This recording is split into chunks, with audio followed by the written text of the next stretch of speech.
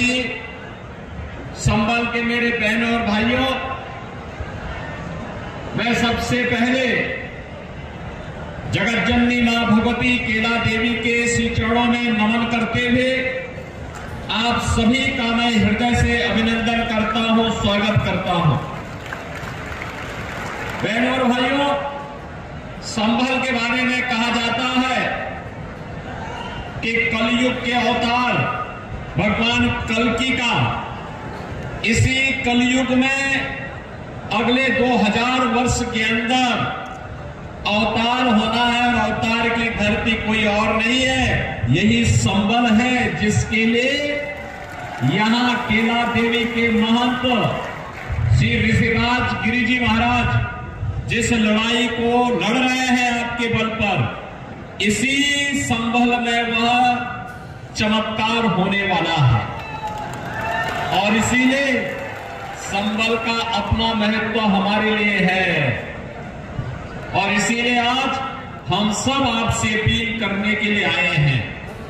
नए भारत में नया उत्तर प्रदेश और नए उत्तर प्रदेश में नया संभल की भी अपनी पहचान होनी चाहिए।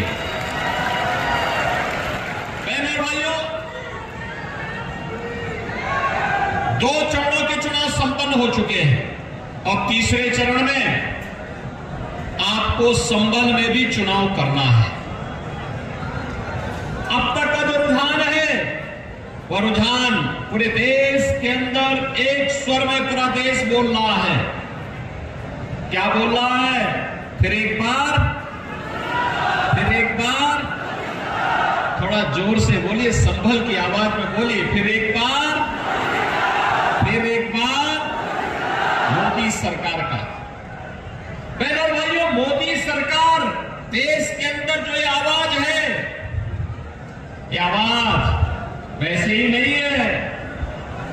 आखिर मोदी जी ने जब कार्य किया होगा तभी हर व्यक्ति, परिवार, जाति, मत, मजहब, क्षेत्र, भाषा से ऊपर उठ करके उत्तरों, दक्षिणों, पूर्वों, पश्चिमों, चारों ओर एक स्वर से गूंज रहा है और वह गूंज रहा है कि फिर एक बार मोदी सरकार यानी मोदी जी को पूरा देश फिर से प्रधानमंत्री के रूप में देखना चाहता है।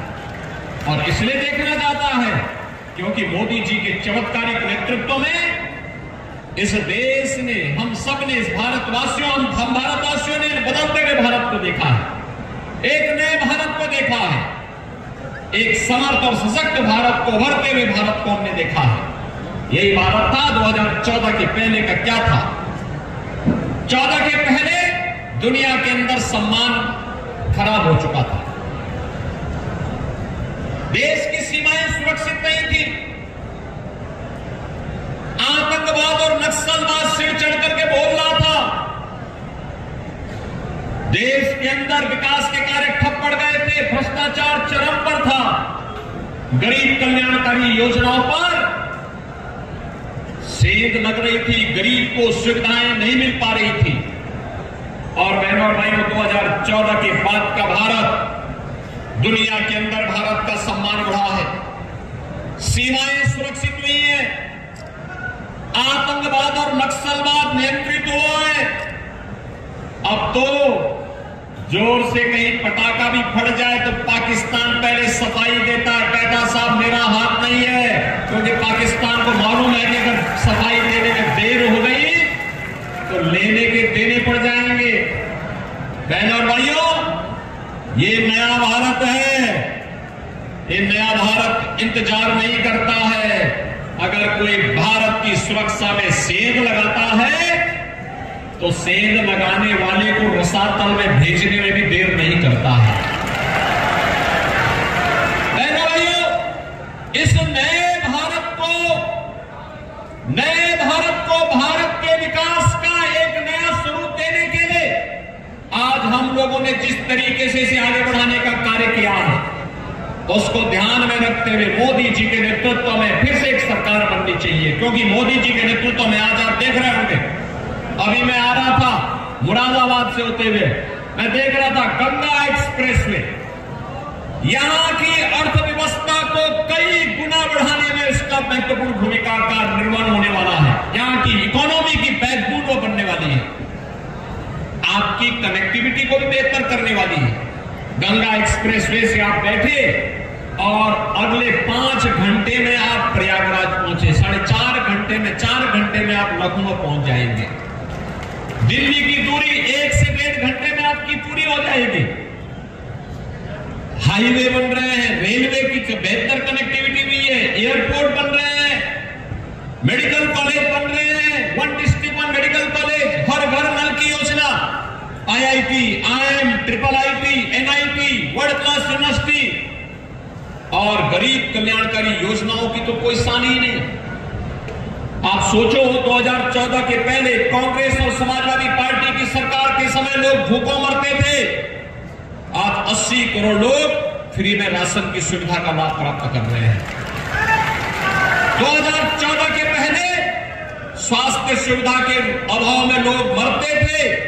आज 60 करोड़ लोगों को 60 करोड़ लोगों को 5 लाख रुपए की हर वर्ष प्रधानमंत्री आयुष्मान भारत की योजना का लाभ प्राप्त हो रहा है। और बहनों भाई, उत्तर प्रदेश में तो हमने ये भी व्यवस्था की है कि अगर कोई बीमार हो जाता है, आयुष्मान का कार्ड नहीं है, तो बहनों और भाइयों, हम लोग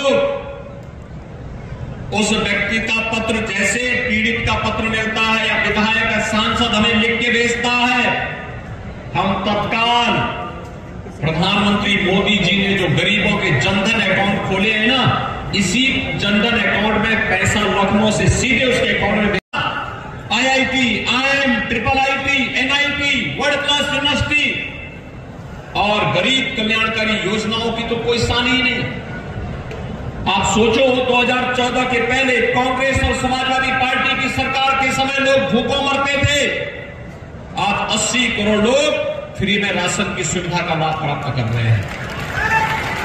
2014 के पहले स्वास्थ्य सुविधा के अभाव में लोग मरते थे। आज 60 करोड़ लोगों को 60 करोड़ लोगों को 5 लाख रुपए की हर वर्ष प्रधानमंत्री आयुष्मान भारत की योजना का लाभ प्राप्त हो रहा है। और बहनों भाई, उत्तर प्रदेश में तो हमने ये भी व्यवस्था की है कि अगर कोई बीमार हो जाता है, आयुष्मान का कार्ड नहीं है, तो बहनों और भाइयों, हम लोग उस व्यक्ति का पत्र, जैसे पीड़ित का पत्र मिलता है या विधायक या सांसद हमें लिख के भेजता है, हम तत्काल प्रधानमंत्री मोदी जी ने जो गरीबों के जनधन अकाउंट खोले हैं ना, इसी जनधन अकाउंट में पैसा लखनऊ से सीधे उसके अकाउंट में भेजते हैं। कहते हैं निश्चिंत होकर के जाओ, उपचार कराओ, चिंता मत करना, सरकार आपके साथ खड़ी है। 12 करोड़ किसान आज किसान सम्मान निधि का लाभ प्राप्त कर रहा है। 12 करोड़ किसान। और कांग्रेस और सपा की सरकार के समय किसान आत्महत्या करता था।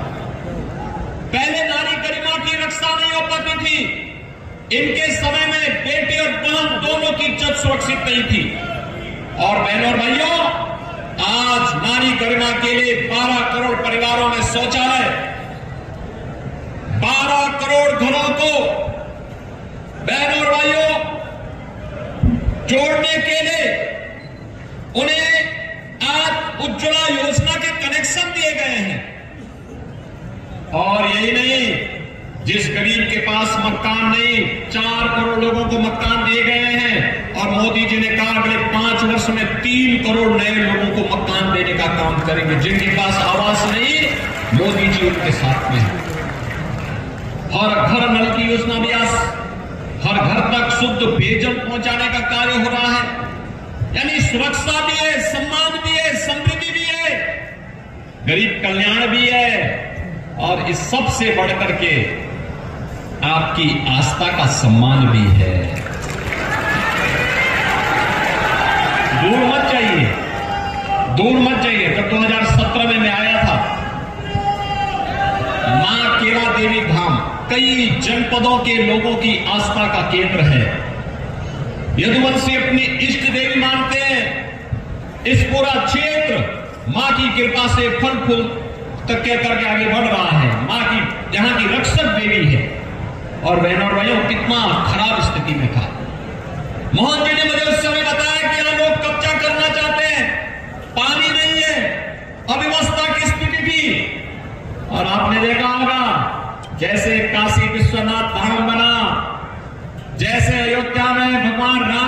भव्य मंदिर बना, ऐसे ही संबल में मां केला देवी के मंदिर और यहां के धाम के विकास के कार्य योजना को लेकर सरकार कार्य कर रही है। यह भी तो यहां का एक धाम है। मां की कृपा तो हम सब पर बराबर बनती है। मां थोड़े चेहरा देख करके किसी को वरदान देते, सबको बराबर आशीर्वाद मिलता है। और बहनों भाइयों, आज सचमुच मैं और डॉक्टर मोहन यादव जी दोनों लोग जब मां केला देवी के मंदिर में दर्शन करने के लिए गए, वे स्वयं अभिभूत थे। वे तो महाकाल की नगरी से स्वयं आते हैं और कह रहे थे इतनी ग्रामीण क्षेत्र में इतना भव्य स्थान, इतना दिव्य स्थान, इतना साफ सफाई, इतनी अच्छी व्यवस्था, ये जब सब लोग मिलकर के काम करते हैं, अच्छे लोग जब आगे आते हैं तो परिणाम भी अच्छा ही आता है, अच्छा ही आता है। और इसीलिए बहनों भाइयों, इस चुनाव की दृष्टि से मैं कहना चाहूंगा, कांग्रेस और सपा का गठबंधन ऐसे है जैसे किसी अनाड़ी हाथों में कोई ट्रैक्टर दे दिया जाए और कहा जाए कि चला लो, तो वह किसी के ऊपर चढ़ा देगा। ये स्थिति है इन लोगों की। ये दो लड़कों की जोड़ी तो यही है। ये लोग माफिया और अपराधियों को गले का हार बनाते थे, उनका महिमा मंडन करते थे, संतों को प्रताड़ित करते थे और शरीफ लोगों को व्यापारी और बेटी की सुरक्षा में सेंध लगाते थे।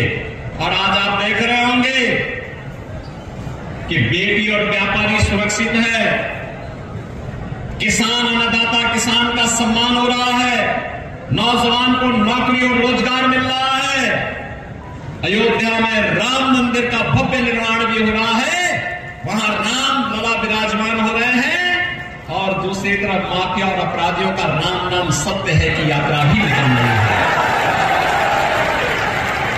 एक साथ राम के ही नाम पर सारे काम हो जा रहे हैं। और बहनों और भाइयों, इसीलिए आज हम सब आए हैं।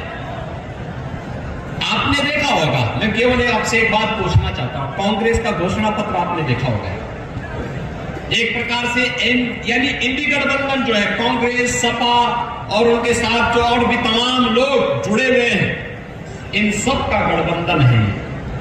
और ये गठबंधन कैसे? स्वार्थ का गठबंधन। ये गठबंधन देश के लिए नहीं है, ये गठबंधन किसके लिए है? आज आपने देखा होगा, पाकिस्तान का एक मंत्री, पूर्व मंत्री राहुल गांधी की तारीफ कर रहा है। यानी भारत में कोई तारीफ नहीं करता, क्योंकि लोगों को मालूम है जब भी भारत पे संकट आएगा तो राहुल गांधी सबसे पहले इटली भागेगा, उसे भारत की याद नहीं आती है, तब उसे भारत की जनता याद नहीं आती है। लेकिन जब